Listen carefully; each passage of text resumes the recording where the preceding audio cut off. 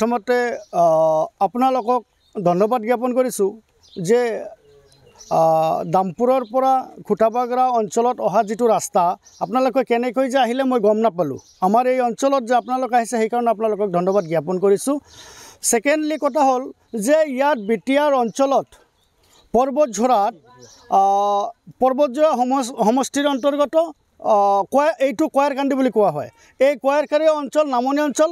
ইয়াত এই নামনি অঞ্চলত বৰ্তমানৰ UPPLৰ মুৰব্বী প্ৰমোদ বড়ো ডাঙৰীয়াই এই অঞ্চলত একো কাম কৰা নাই।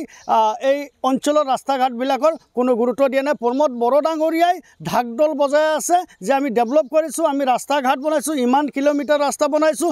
আপুনি বিশেষকৈ নামনি অঞ্চলত মাইনৰিটি অঞ্চলত আপুনি ডেভেলপ 0% কৰিছে।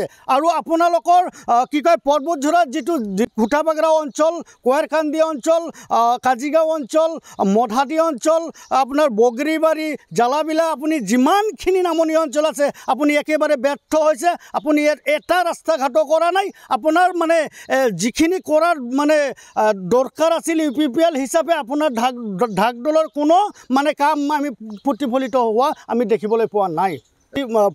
কি কয় প্ৰমোদ বড়ো ডাঙৰীয়া যে মিছলীয়া সেই কথাটো প্ৰমাণ হ'ল আজি।